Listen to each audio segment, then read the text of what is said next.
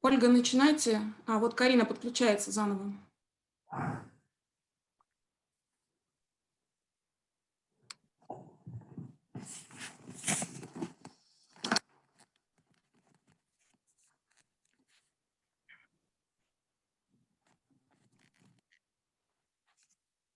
Dear friends and colleagues, hello. We're glad to welcome you to the SPIBA webinar, which we made with the active support of our colleagues from Belgium. So we may call it truly international. And early in Soviet times, we would have called it international bridge between countries and cities. But in the modern digital world, it has become so familiar and even commonplace. So we call it 2021 Economic Recovery in Russia. U for certainties, business control, economic potential, regularity, compliance, and agile route to market. And before I give the floor to our moderator, Olga Nekrasova, Customer Success Director, Ahlers Russia, I want to thank you, our speakers, for participating in our online discussion, Arno Coster, Zoe Harries, Artem Zhavoronkov, and Elena Robakidze. So, Olga, the floor is yours. Thank you, Colina, for introduction. Good morning, colleagues. Good morning, dear guests. I am pleased to welcome you. Yes, I'm Olga Nekrasova. I'm co-chair of Logistic Group of Industrial Committee of SPIBA, but my basic job is logistics, supply chain, and today I will play our moderator of today's event. So the subject of today's event is economic recovery and 2021, and there's some practical aspects which Karina already told about the factors which can contribute to achieve the success next year. And I do believe this topic is really interesting and hot for all companies, for all organizations, and for all industries, because 2020, to be honest, it was not easy year, and we all know why. So I think all industries, all markets are suffering, of course, in different degrees, but still. And the global effect of pandemic is difficult to overestimate. However, the countries and organization has different impact on their activities, and international business is looking for new opportunities and new areas how to grow, how to achieve the success. Luckily, Russia is still in good position because our country maybe suffered less, and all international companies consider our country as a strategically important market, which is even growing. Why? I believe that because of large market size, huge potential for our market, still positive dynamics, and majority of companies believe that can increase their revenues and their achievements at the end of this year and next year. When I preparing for this webinar, I found out the numbers from a research of European Association that many international companies plan to increase their presence in Russia. So their survey was done among 200 companies. And this is a remarkable story because companies would like to increase their presence, they would like, of course, to increase investment, resources which they need for this, and sales efforts. But in the meantime, these actions require some investigations, and a lot of complication which still exists on our market is difficult still. So I'm talking about things like regulatory complications, some changes in our legislation, control barriers, some specific of the Russian economy, which is different from the international. And today, I'm finishing.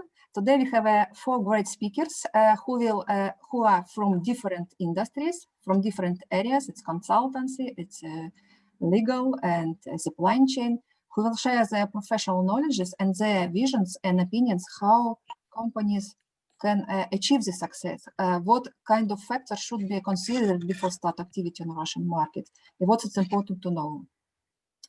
So before I will give the to the first speaker, maybe some technical remarks from my side. Since this is an interactive webinar, I would like, dear guests, that you will ask the question. You can ask the question via Zoom chat. I will see this and will voice your questions.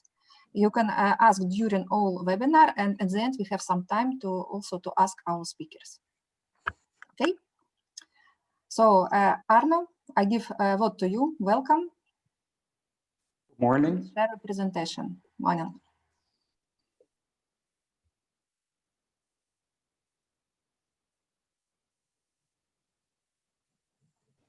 Okay, good morning. Thank you very much for this introduction, Olga. Greetings from Amsterdam. So as most of us, we are home working, and today I'm in Amsterdam, and very happy to help you with more information and insights on the business control, because this is a very important topic for companies, of course, to achieve their targets. And especially we as Ahlers help companies with starting a business in Russia or expanding their business in Russia. So on the next slide, I will say first a few words on Ahlers. So Ahlers is a privately owned company. We are specialized in solutions beyond logistics for more than 100 years, and especially in the region of Europe, CIS, Asia, and of course Russia. So about Russia we will talk today. In Ahlers there are 4 business units, as you can see on the next slide. Through these 4 business units, like complex project logistics, we focus very much on heavy machinery, because that also has their own requirements. Of course, the end-to-end supply chain solutions for international and domestic forwarding. High value cargo, and that's especially goods, products which are theft sensitive. And today we will talk about trade facilitation and after sales services, especially for Russia and CIS. So I've now briefly introduced Ahlers. Of course, I will also would like to introduce myself very shortly. So my first, when I got acquainted with Russia, Central Eastern Europe and CIS is already for more than 10 years ago. And it was especially in the area of bringing businesses from west to east. So also multinationals from Europe, US, Asia, starting their business in Russia. And at Ahlers, yeah, I'm very happy to help our customers and future customers in bringing their success in this region. And as already was mentioned, Russia is seen as a very strategical market and a great business opportunity by many multinational companies. But there are also some hurdles or challenges to overcome to be successful. And one of those is, of course, you would like to be in control. So as you can see on the next slide, there are quite some challenges, questions to ask. What control do I need? And how do I get in control in order to make the right actions happen at the right time, at the right place? Because those control mechanisms you have in place are for achieving your company goals. And when you do business in Russia, or when you start business in Russia, you will notice that especially your local buyers are not very eager to be your importer of record. Because for being an importer of record, that gives quite some requirements according to legislation, according to G&A, finance, back office, taxes. So there is quite some requirements you have to do. And also, let's say, for those local buyers, it is not their specialism to act as an importer of record. On the next slide, you can see that some companies, and that of course depends on what is their strategy, what are their demands. They most likely can start with a distributor in a sell-in based model. So you as a client, you as a manufacturer, you can work with some master distributors in Russia. And of course, over time, when your business is growing, you will get more and more master distributors. But in fact, what is happening is the master distributor is fully in control of your route to market. So that can be in a direct mode or in an indirect mode. But managing the sales channels, managing your accounts, managing where you would like to do the business is with the distributor. And that can give over time, especially some challenges, because in some point of time when your business is growing, the distributor can reach his stall point. So he gets to limitations for, let's say, your supply chain function or for your trade function. So therefore, in Ahlers, we have the trade. Yeah, next slide. Exactly, thank you. So therefore, in Ahlers, we have the trade facilitation master importer model. So we, in Russia, with Ahlers legal entity, we are an extension of your organization. So basically, what you have is one party to deal with, Ahlers, and we supply you with all the capabilities, what you need to do trade, to do supply chain, and to grow your business. And we are basically acting as your own subsidiary, but in fact, without having one. So we will take care of import, customs duties, registration, certification, local distribution to your retailers, to your buyers. So really, with the master importer model, it is an extension of your organization. It looks like, it works like having your own legal entity in Russia without having one. And let's say with that, you are in full control of your sales, of your route to market strategy, sales channel development. And with that, you can offer the products at the right time, at the right place, where your business growth is occurring. On the next slide, yep. So with this model, as I already mentioned, you are in control of your route to market and making the right mix of place and product.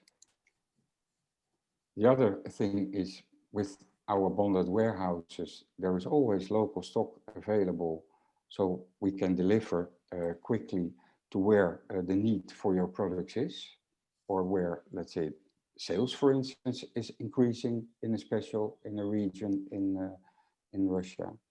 And at the same time, when you have clearly defined your route to market, can react quickly to opportunities when they occur, or market changes when they occur. And that will especially happen next year. And so after COVID, economic will pick up, that is for sure. And through this model, you have the control, you have the reporting, you have all the insights to extend your footprint and to extend your business. Now, I would like, Yeah. So here in this slide, you will see on the left hand, basically all the services in the trade facilitation platform. So again, from a supply chain perspective, with the import, the registration, the certification that you are able to sell in Russia, through the warehouses, having the local stock in place, and that you can deliver in time to your customers, and of course with the full back office capabilities for finance, for tax, for legal, HR, you are fully equipped to make, let's say, your sales story a great success. And on the right-hand side, you see a simple overview of how that then all will work. So we have, as a legal entity, the extension of your company, a contract together. We will take care of your local customers, your retail, your distributors, whatever you have defined, let's say, in your sales function. And of course, you are for yourself in control and define agreements on pricing and conditions where and how you would like to sell. Now I would like to give the word to my colleague Elena, who will make a more deep dive in the trends and how this model can help for the future. Yeah, thank you, Arno. I will jump in the middle of presentation with a few words about myself. Elena Robakidze, I do business development at Ahlers. I am with Ahlers already for more than 2.5 years. I have a master's degree in world economy and international trade. This is something that always was interesting for me. And I also was living and working in China for almost 5 years. And with this background, now I'm able to develop and create solutions for foreign companies that would like to be presented in Russia to grow their sales. And actually, the question that I was asked for today's presentation is, how can I grow my sales in 2021? In answering this question and supporting the statement that my colleague Arno just made, I wanted to say that I think that by increasing control over your business, you're increasing visibility. If you control something, then you can understand what is going on inside of your business. And in this case, I think that you decrease the complexity of your business, and once it is decreased, then you can focus on your core activities, on sales and business development. And for this, it's important, of course, also to understand what are the key trends that we recently have in Russia in terms of international trade. And these key trends, they might have an impact on strategies, on business strategies of foreign companies that are selling their product to Russia with no legal entity, and they would like to continue to grow their sales in Russia. So as the first key trends in terms of international trade that I see, it is an increase of import control in Russia. And it doesn't mean that there was no import control before, no, but we definitely see that it is getting stricter. And this is something that you need to track and day by day, because the changes are done day by day. And for example, the very big thing in Russia is certification. In order to import your product to Russia, you need to certify your products. And for this, you need to have a reliable partner, because if you want to avoid situations when your product is stuck on customs because samples were not imported in advance before in a compliant way, or because the license of your partner will be withdrawn accidentally, suddenly, right? So you need to have a partner who will have this knowledge, who will understand this rule and regulations. And it also additional task for suppliers as well to understand these regulations, or at least to know what is going on with them. The next two are related to digitalization in Russia. And it's not only about tax system or customs, where we talk about electronic customs clearance, but also, again, for suppliers, very big thing, and that takes a lot of attention is data metrics. So the idea is to track and trace all imported products, which of course making it easier for Russian government to collect taxes. At the same time, for suppliers, as a supplier, you can be sure that your product will not be illegally imported to Russia, because for example, if you see that some products they're supposed to have this QR code data labels in place, and you see that there are some products that don't have this data metrics codes and are sold on the market, most likely they were imported in illegal way. So it is a regulation that can help you to control your export-import flows.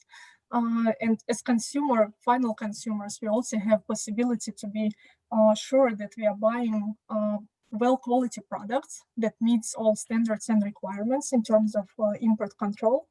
And at the same time, it creates additional burden for suppliers and importers, because they need to integrate a new process into their supply chain to operate this data metrics system, which takes a lot of time, of course, but not only time, also investments into IT systems as well. So you need to be ready for this.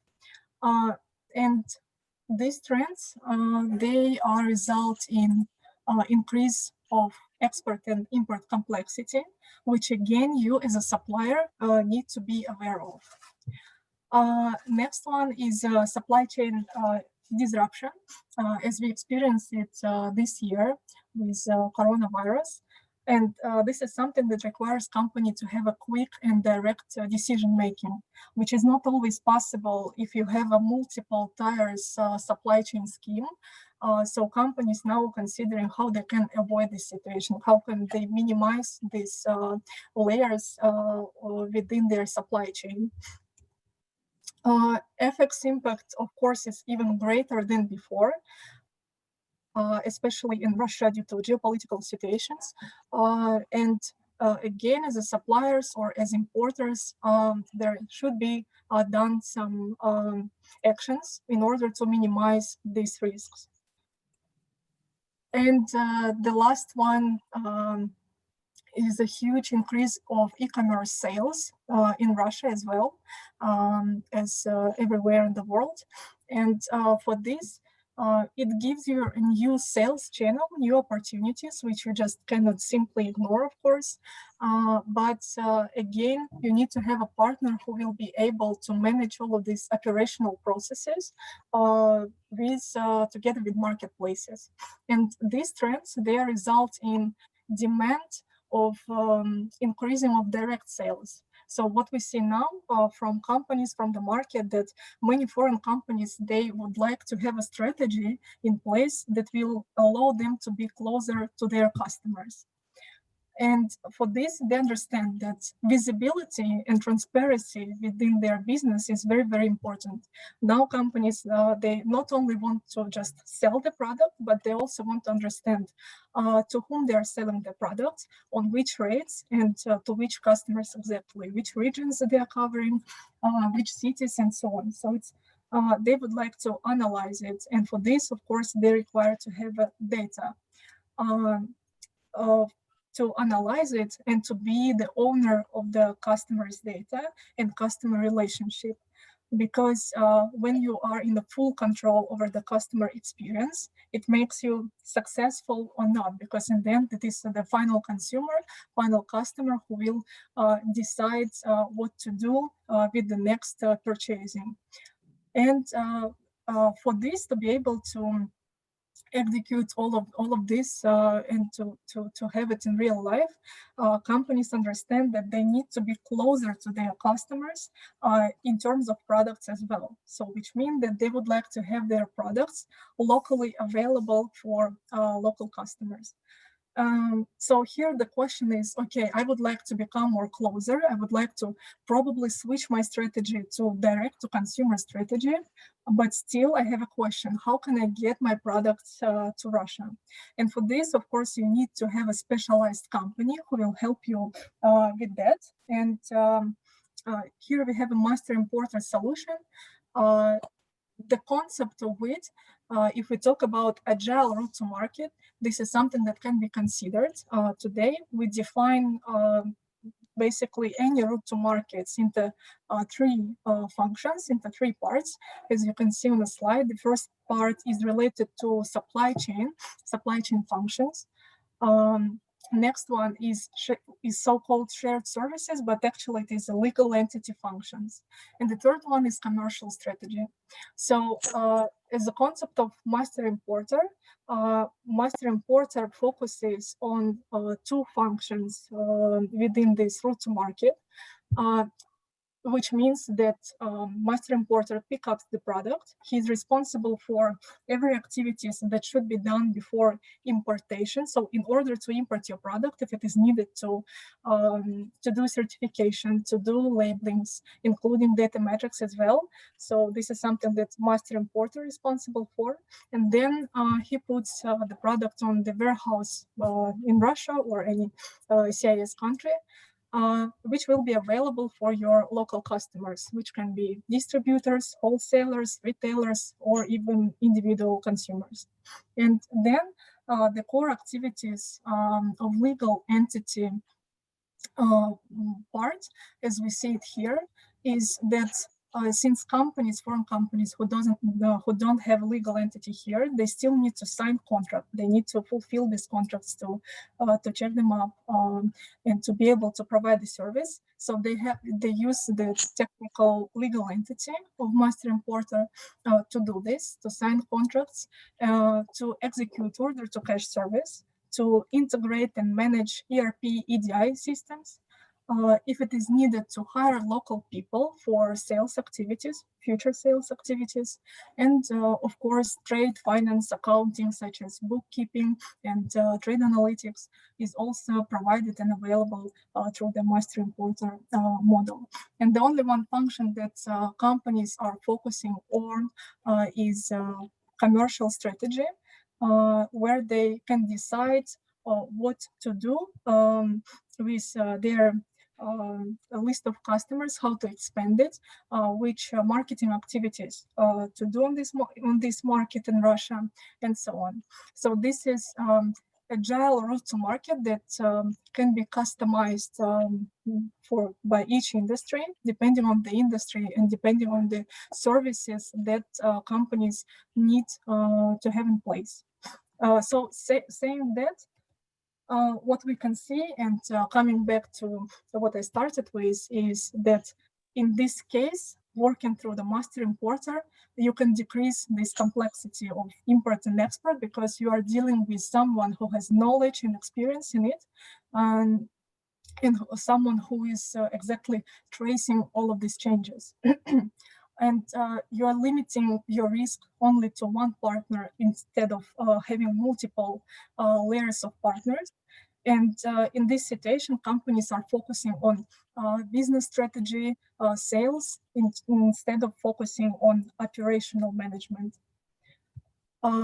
And in case if we talk about cooperating with small distributors, sometimes they have a limited financial capabilities, which again for suppliers means that not always they will be able to reach out the full potential of the market through this distributor. So this is also something that you can avoid through the master importer. And what Arno also mentioned about local stock, local availability, it is also very important to be closer to the customer to decrease the lead time of delivering the products instead of delivery from Europe and waiting for several days or weeks. It can be accessible for your customers and be delivered within 1 day or several hours even. So in this case, you have market control, you have sales acceleration, compliance service, limited risk, and DDP capabilities in place. That's all from our side. If anyone has any questions. Thank you, Elena. Thank you, Arno. Very interesting. Even I know about this concept and model because we work in the same company. Seems interesting to know. I have a question. As far as I know, the key difference between your model of master importer and traditional model is outsource or transfer so-called shared service function, yes, certain functions to external provider. And you describe the benefits of this transfer. That's clear. But during providing this service during several years, of course, you faced some situation when you have some difficulties of using this model. I believe that our audience also would like to see which challenges could be if they accept this model and how to survive this. Maybe you can give some example. Mm-hmm.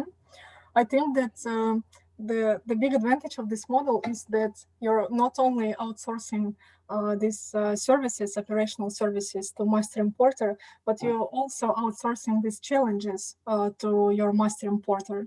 So it means that master importer is responsible for executing everything based on the information you provided as supplier. So what is very important here is that for companies, as suppliers, companies or brand owners, to provide the right information, and the rest challenges are on the side of master importer. So basically, this is how it works. Good. And the other thing is what is, let's say, in the DNA of Ahlers is with our customers, we are in this together. So we really built together the success, and let's say with that, through this model and how we work with our customers, we can overcome, of course, those challenges, and through this model, by being in control, can act proactively in many cases to overcome or let's say to avoid issues. Okay, yeah, clear. The audience, I also would like to remind you that you can ask questions via chat. We have one comment from Ula Keina. We're quite short on time, that's why, Ula, please take one, maybe couple of minutes for your comment, because I understand you would like to voice it yourself. Ula, you're welcome. Yes, very quickly, only I would say that the biggest challenge could be in this case if the supplier or our client doesn't feel that we are real partners.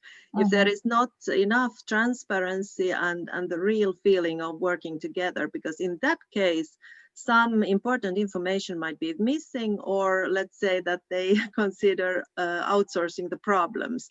So the more that we know in the planning phase what the challenges have been, the better we can overcome those together with the client. That's all. Yeah, Thank you. that's I fully agree, because even in classical business, the trust and between partners, it's really important. Otherwise, the hidden information can bring a lot of problems. Fully support this comment. Okay, thank you very much, colleagues. And our next speaker, Zoe. Zoe, I give word to you, please. Thank you very much, Olga, for your kind introduction. My name is Zoe Harries. Pleased to meet you all. I am from the company FEMAC and Impact Zones, which I will explain to you briefly after introducing myself. I was born in South Africa and I'm based in Amsterdam. Coming from a background of real estate industry or real estate development, I started my career in foreign direct investment in 2009. I joined a company in Amsterdam, a boutique advisory firm, specializing in foreign direct investment and special economic zones advisory. And I will bring up our presentation in the meantime.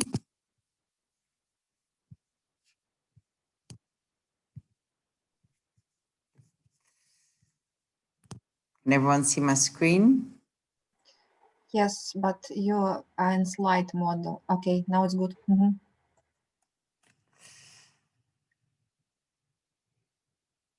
So for 10 years, I worked for the boutique FDI advisory company, servicing governments globally, as well as special economic zones, helping them with developing their value proposition as an investment destination, attracting investment into the location, and on the other hand, working closely with companies, supporting them with their cross-border expansion strategies.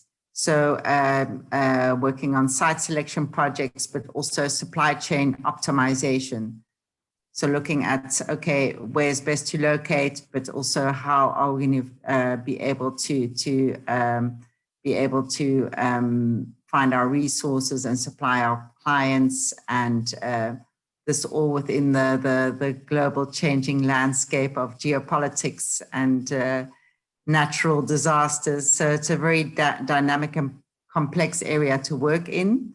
Also working with government within the private sector. So we specialize also in PPP collaboration. I started my own company 2 years ago called Impact Zones. Impact Zones is a boutique advisory company specializing in foreign direct investments. On the one hand, we're helping companies with their cross-border expansion projects, and on the other hand, we are helping governments and governments with attracting investments into their location, so be it on city, regional, or national level. And we have a specific focus for sustainability. So our mission is to align all our work with achieving the Sustainable Development Goals. Furthermore, I'm the director of FEMAC. FEMAC is also a boutique advisory company specializing in special economic zones advisory. So on the one hand, we help special economic zones in their full development. So that could be from inception, from developing a pre-feasibility study, developing business models, further developing their value proposition and marketing strategy, investment attraction strategy, generating leads of companies to invest within the zones, and on the other hand, also going out to market, so organizing roadshows, trade shows, business missions, and finding the investments, and finally securing the investments in the zones. And we also work with governments to review their SEZ national frameworks, policies. We do reviews, but we also design legal frameworks in collaboration with legal firms. So this is in a nutshell what our activities do, and we work very closely within an ecosystem like with companies such as Ahlers to collaborate on the side of supply chain optimization. So as mentioned, within FEMAC, our special economic zone services include technical consultancy. We also organize guided zone visits. So we also invite delegations to join us to look at best practices worldwide. We as highly specialized in developing management, PPP, best practices models, and which we also offer as a ready solution for our clients, including technical support or even interim management services. We offer marketing and advocacy services. On the one hand, marketing the special economic zones to companies, to investors, and on the other hand, working closely with the governments also to advance policy, allowing the policy to create a conducive environment for businesses to locate. We provide legal support, as mentioned, together with legal firms, and as also mentioned, we focus on investment attraction and optimization of supply chains. We work globally. We haven't worked in every single country, but here you will see an overview of countries in which we have worked before, so including Russia. On the next slide, we have selected samples of clients which we have worked with or are currently working with. We have 3 client groups, so being governments, special economic zones, and companies. So examples of companies we've worked with is Merck, pharmaceutical company, chemical company. Examples of governments we have worked with we're an official knowledge partner of the Ministry of Economy of the Government of the UAE.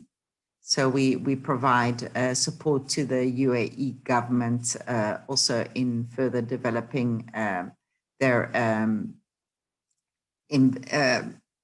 overall investment strategy, and we help them during their annual investment, the largest annual investment meeting globally, called annual investment meeting, annually hosted in Dubai, attracting about 15,000 delegates every year from governments, multilateral organizations, companies, and development banks, financial institutions, and we help them develop their program, develop content.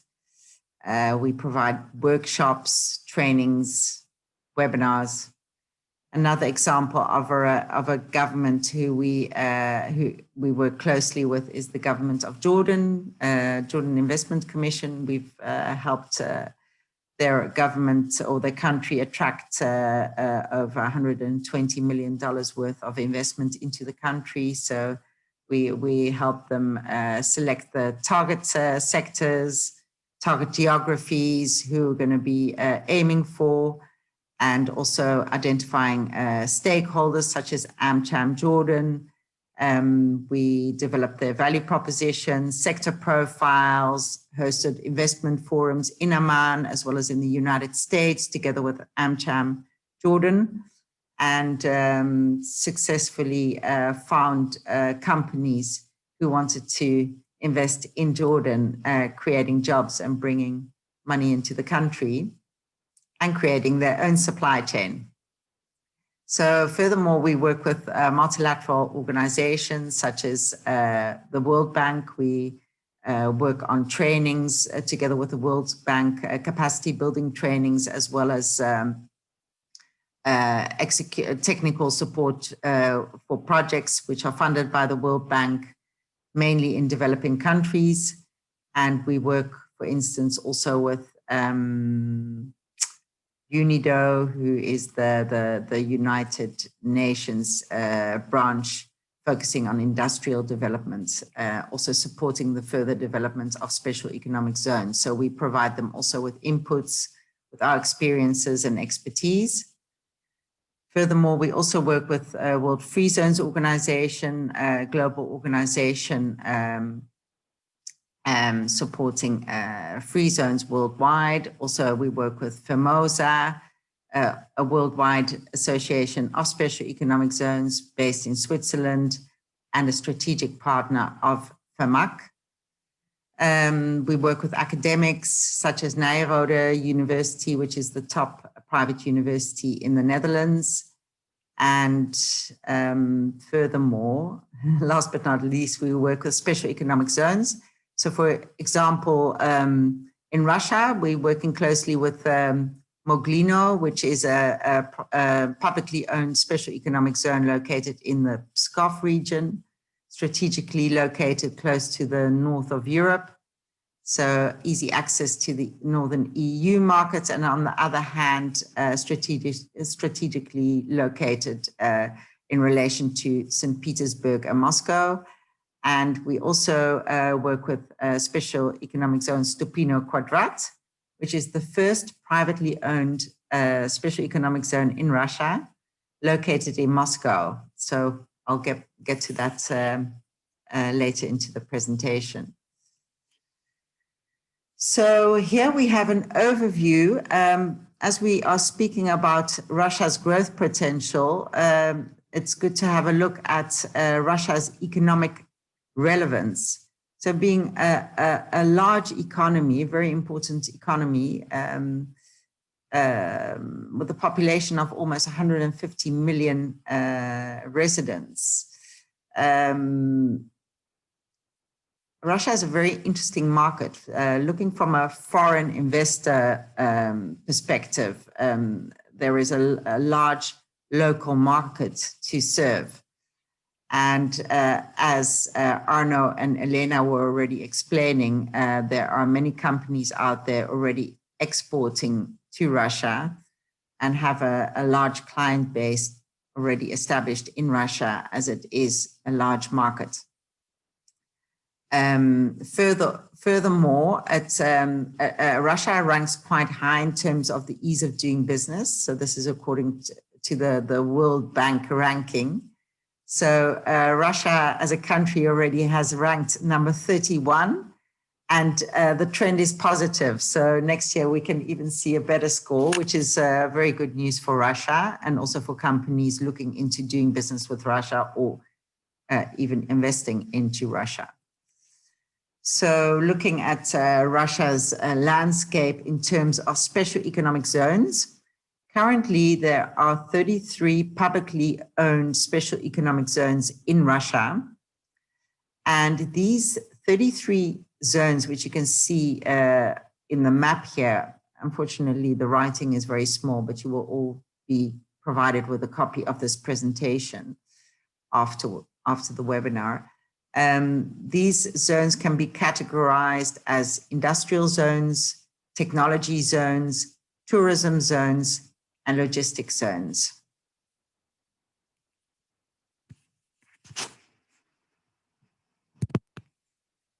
So to break the categorization down into more detail, the industrial and production or manufacturing zones, if we look at what industries they are hosting, we are looking at automotive industry, machine manufacturing, engineering, chemical industry, construction, so actually construction itself, but also the manufacturing of construction materials, fast-moving consumer goods, electronics, and metallurgy.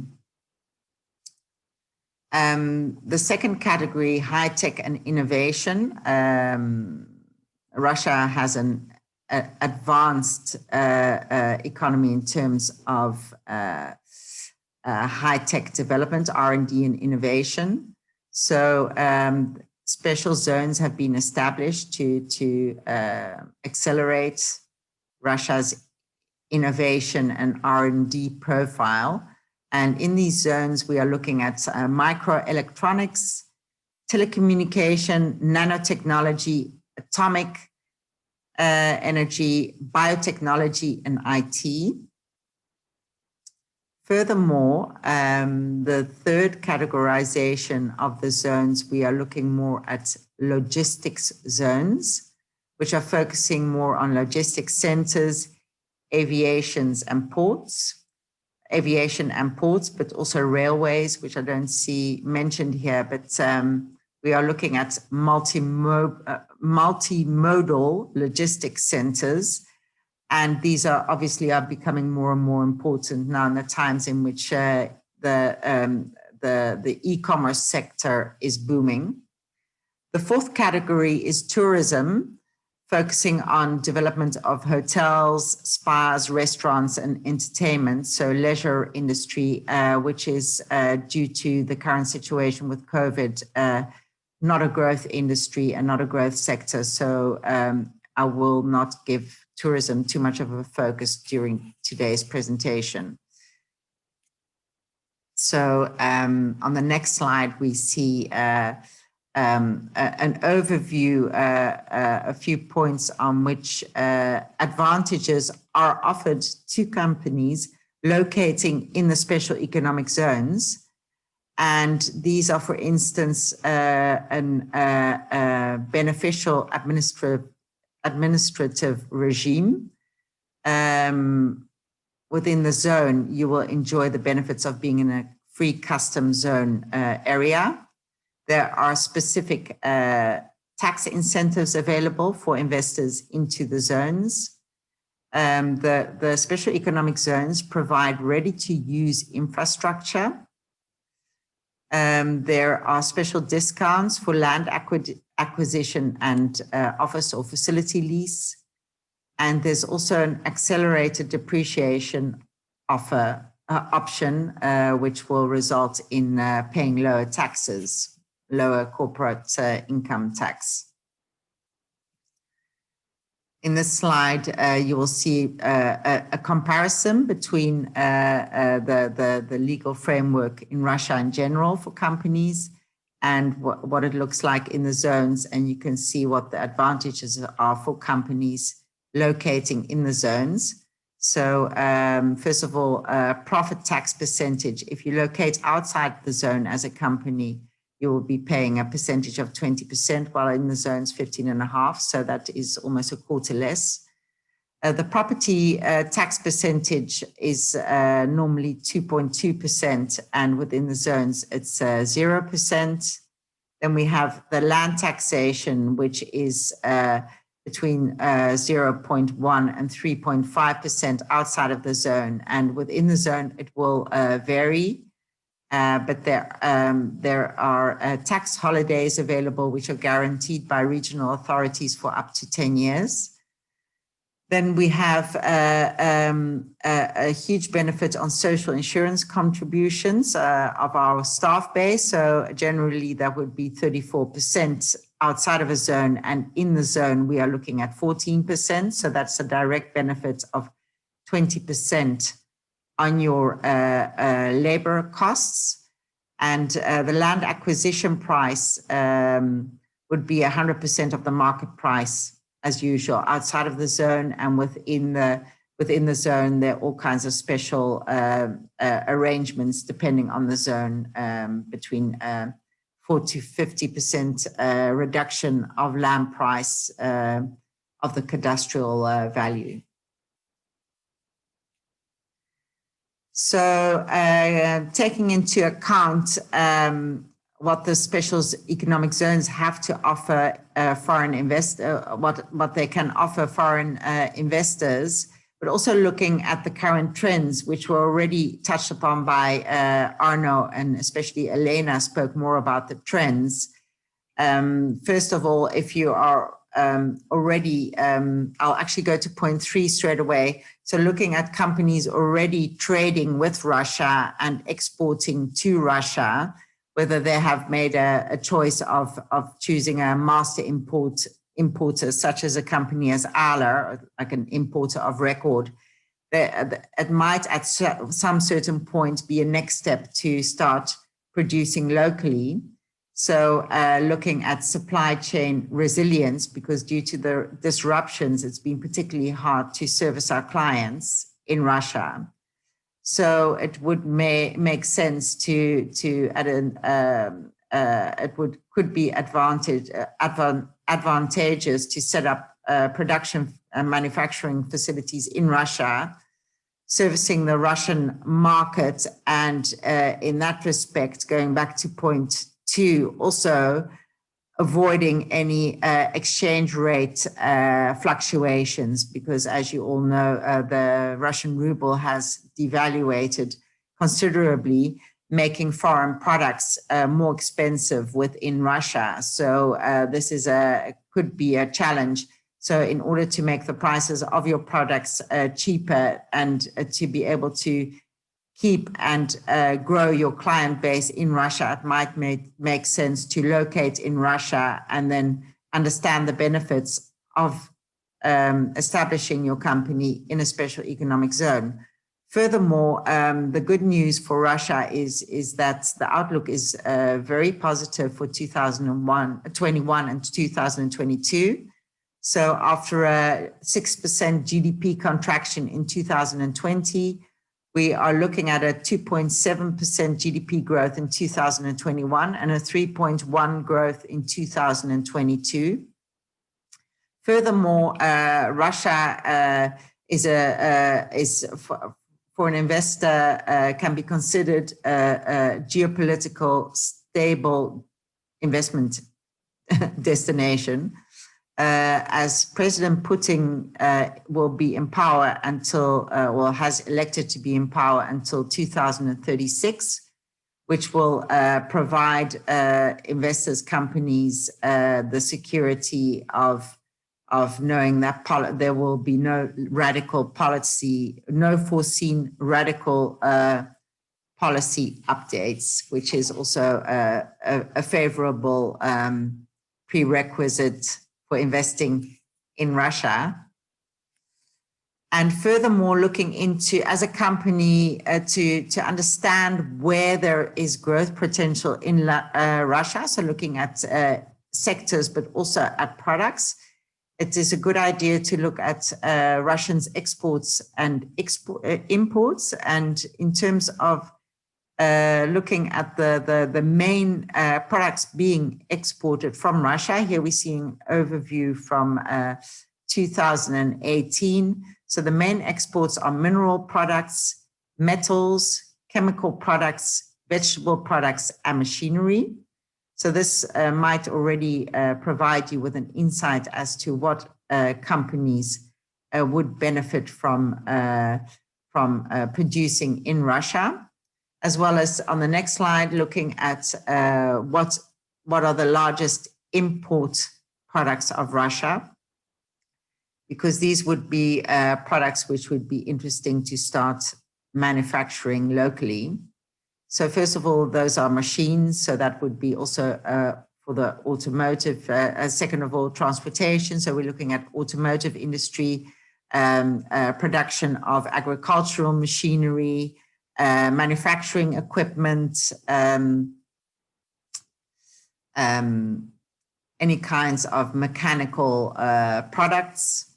Furthermore, we're looking at chemical products, which can be produced, also plastics, silicons, metals, different kinds of metal production or products derived from metals, and the production of textiles. But more and more, we're also looking at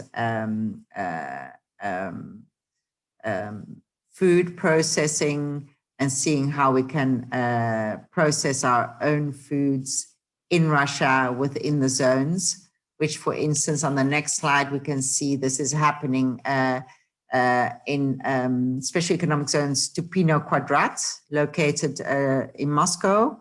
This Special Economic Zone, as I mentioned before, is the first privately owned Special Economic Zone in Russia, enjoying the benefits of the national Special Economic Zone regime of Russia, attracting many food and food processing companies into the zone. For instance, Barilla, the large Italian manufacturer of pastas, Italian food products. Stupino Quadrat has successfully developed the infrastructure within the zone to host, first of all, companies, so the industrial zone, but second of all, also to host physical residents by building a residential infrastructure as well. So building a whole new community around the industrial zone. And the advantages which Stupino Quadrat, for instance, is offering their residents is also their business expertise coming from the private sector. So they're also there to support with supply chain optimization. They provide a one-stop shop with public services from the zone. So they have a very strong public-private partnership model, and they provide ongoing business consultancy support for investors. So this is in a nutshell what Russia has to offer. And we truly believe there's huge growth potential in Russia, and we are available for any further questions. Thank you very much for your kind attention.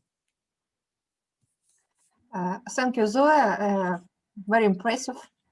I think it will be offline presentation. You will hear a lot of applause for you because a lot of details really. So I think the audience have to think over something, and maybe question will come afterwards, after this meeting with you. Really, I would say that for me personally, I've heard a lot of new for me, even being a Russian citizen.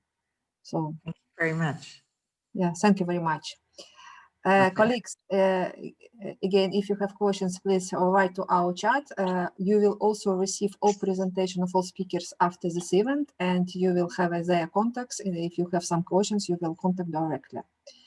And I will give word to Artem, last but not least. Artem is a partner of legal company Borenius. And Artem, welcome. Please. Thank you. Your part. Thanks. Do you have any time left? It's 1 o'clock already. We have at least 30 minutes, so I think you have your time. All right. Full screen. Okay. Thank you, ladies and gentlemen. My name is Artem. I'm a St. Petersburg-based partner with a law firm called Borenius. I'm in charge of compliance practice in the office.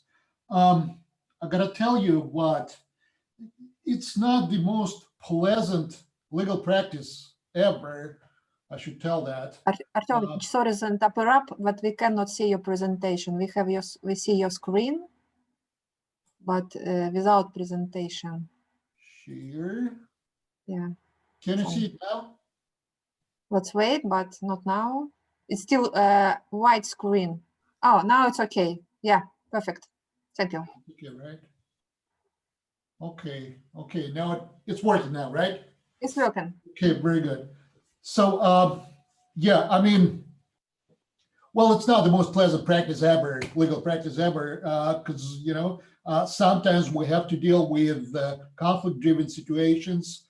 Sometimes we have to work in a hostile environment. Sometimes we even have to go nasty if the situation requires so, but like they say, someone has to clean the bathroom when the party is over. So that's my job. And without further ado, let's get started.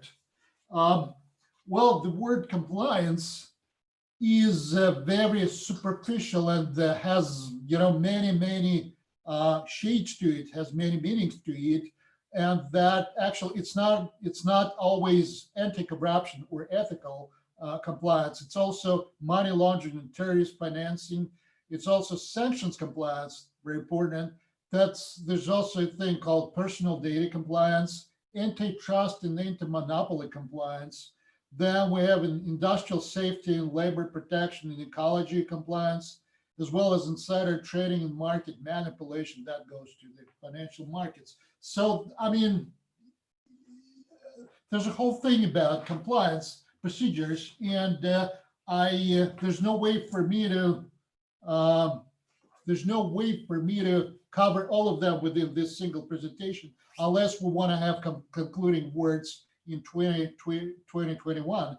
Okay, so let me focus on anti-corruption and just a little bit of sanctions compliance instead. Okay, anti-corruption and anti-compliance, that has at least three major parts. First of all, it's KYC process. KYC, for example, stands for Know Your Client, but we have another meaning these days, which is Kill Your Client, because of the overwhelming compliance procedures and everything. Then we have beneficiaries and controlling persons. You want to make sure your counterparties, beneficiaries, controlling persons, etc. Then anti-corruption compliance consists of procurement policies, as well as ethical rules and conflicts of interest rules, and managing awareness, i.e. that your management, your high brass should be aware of what's going on in your company sanctions-wise. Speaking of vulnerable areas, when it comes to compliance, we have state and municipal contracts. That's been historically a weak point all the time, because Yeah, I mean, it's Russia. I'm not sure about the other jurisdictions, but in Russia, state and municipal contracts are always, and I'm afraid will always be a point of concern. Then there's lack of transparency in procurement policies. Then you might end up with your customer or contractor with a complex or misleading ownership or management structure. And sometimes we can see, you know, like a 90 years old retired person being the owner of a multi-billion business, and sometimes he's not aware of that. So that is this thing. Then probably you've seen cases where, you know, your contractor or customer is a shell company, newly found, with 10,000 rubles shared capital, winning like multi-billion contracts. So if that is the case, then there's something wrong going on, and you may want to check it out. Then there's a thing called parallel structure, parallel corporate structure, or parallel sales structures. That goes to the salespeople.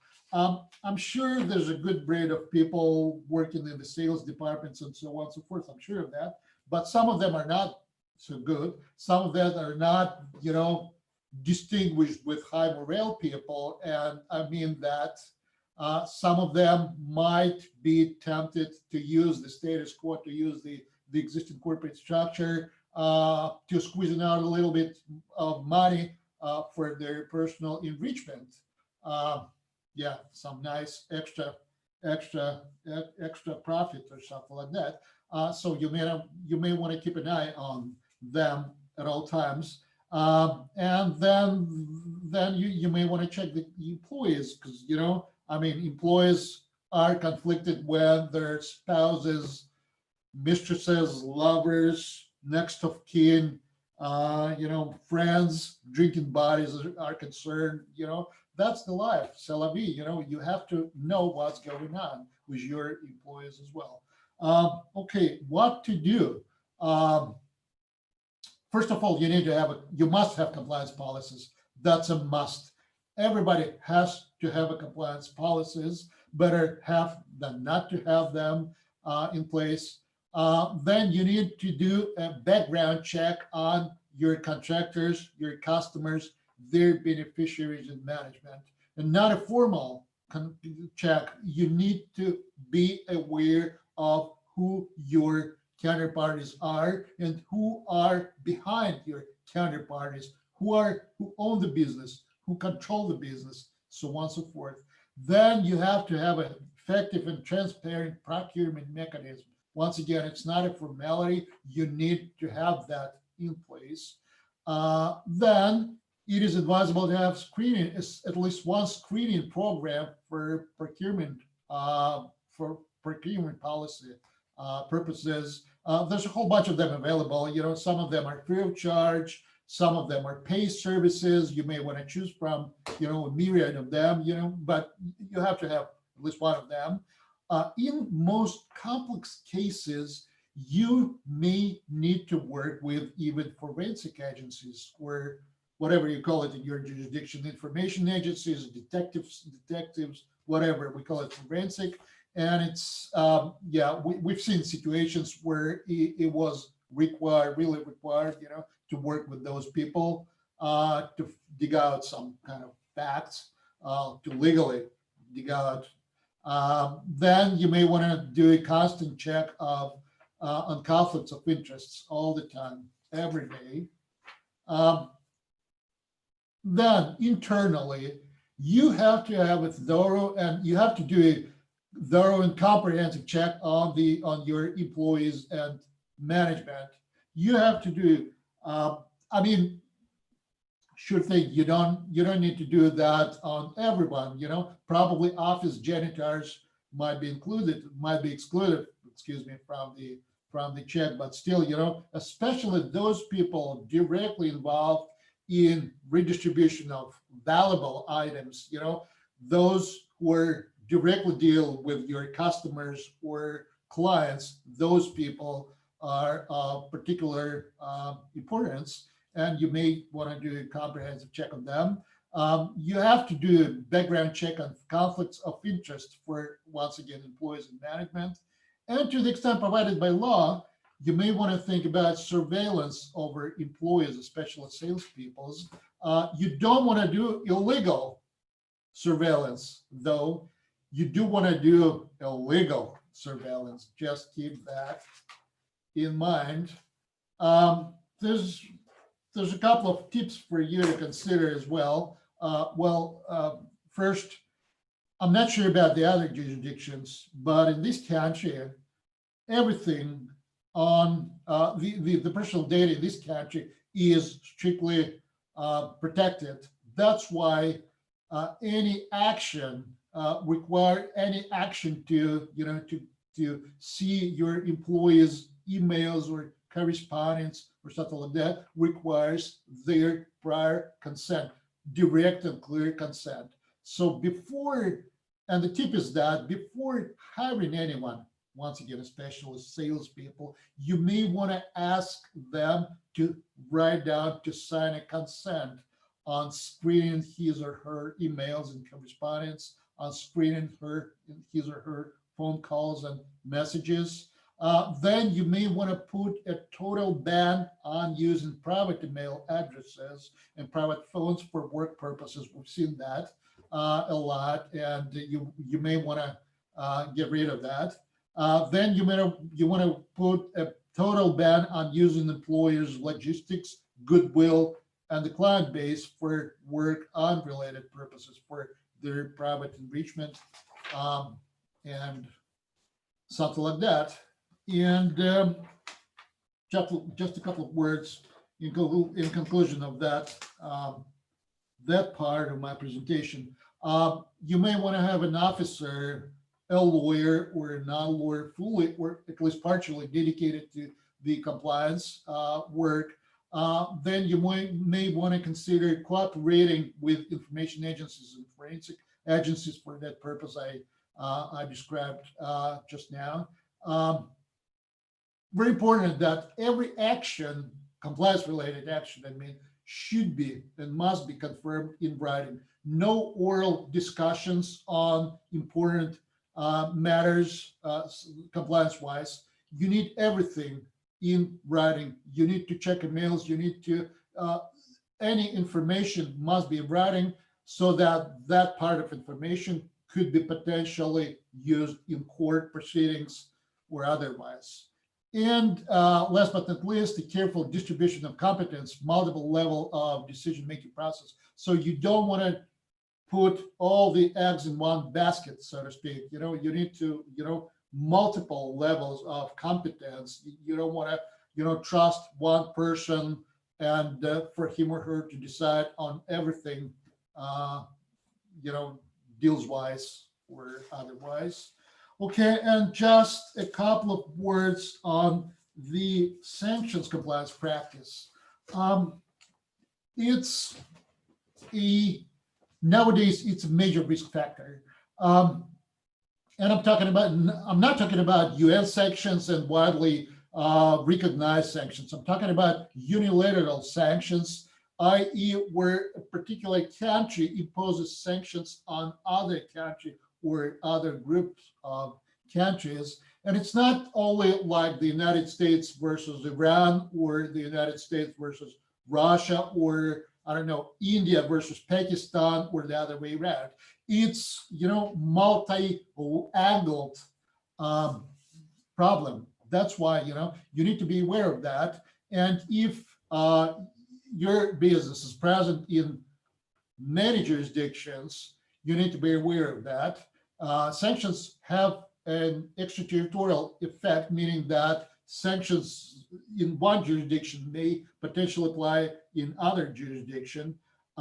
Just a tip for you that in terms of the Russia-related sanctions, US and EU sanctions that's been imposed on Russia in 2014 and later on, the applicability of sanctions in Russia, the applicability of US and EU sanctions in Russia is generally understood to be against the public order. So you need to be extremely careful with that.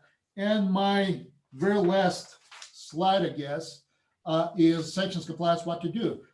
First of all, you need to have a sanctions policies. You may want to, it might be, combined with the general compliance policies, or it might be, a separate document, whatever, what suits you.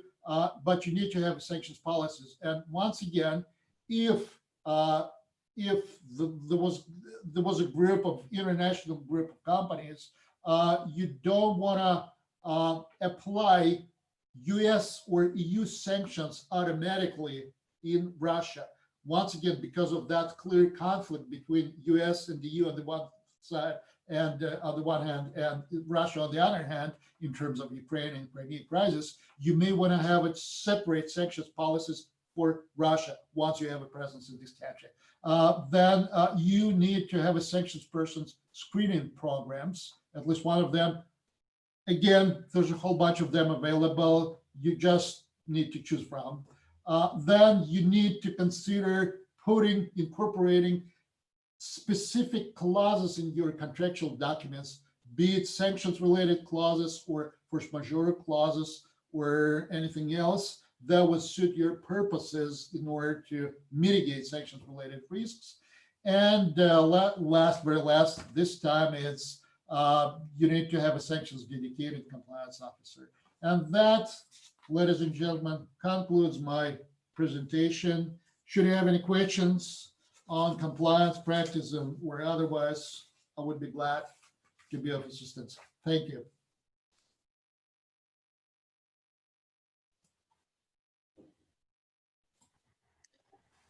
Thank you, Artem. Thank you. Very interesting, and you touched a lot of sensitive questions, I guess. Some actions are really seems to be very strict in terms of employees, management, all these items, and I guess not all company still use it. As for sanctions, I would say that accuracy and to be careful to these items really keep company safe, on the safe side. Otherwise, you know how it would happen. Dear other speakers, dear guests, would you like to ask something more, Artem or other people who were presented today? Please let me know. I see one question in chat. Ula, yes, you are welcome. I see this as even, it sounds very kind of not maybe scary, but worrying, but I see here as a fantastic business opportunity for consultants and companies and lawyers to really help business makers to comply. So, but at the same time, with every company, I assume, Artem, what do you think, how much resources should every company have for this kind of analysis and checks? Because it seems to be pretty large workload.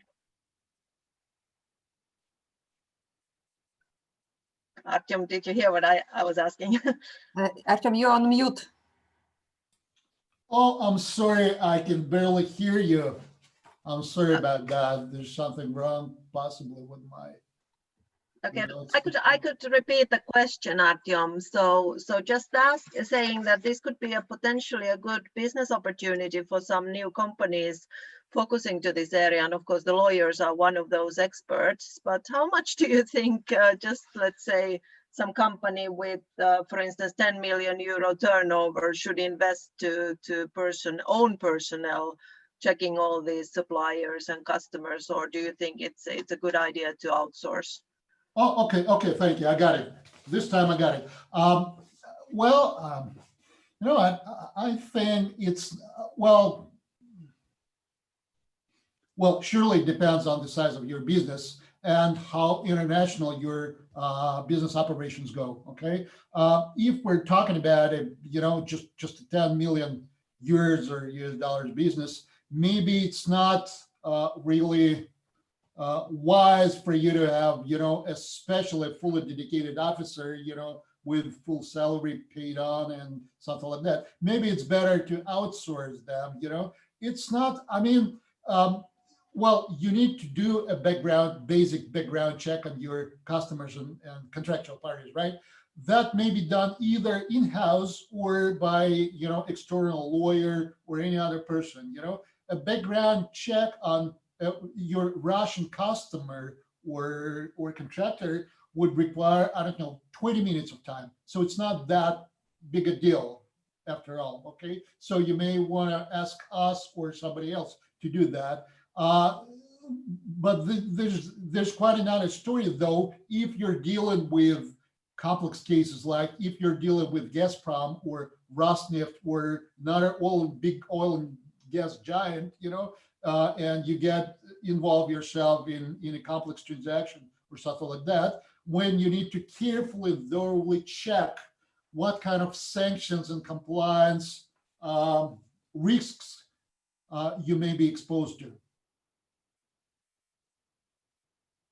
Mm-hmm. Yep. Mm-hmm. Good.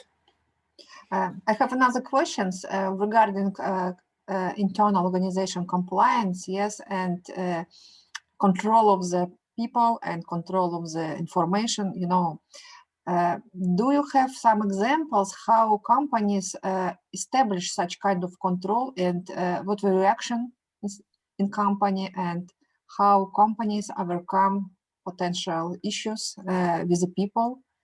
Mm-hmm. Well, Like okay, I think it's a general trend. We're talking about positive trends in this country on this event, right? So the positive trend here in terms of compliance is that I think it's everybody more or less, big business has its own compliance procedure right now, be it oil and gas, be it chemistry, food processing, whatever, we have our own compliance procedures as well. That goes without saying. You must have, if you want to do business in this country, if you want to, if you're involved in procurement policies or something like that, you must have a compliance of sorts, right?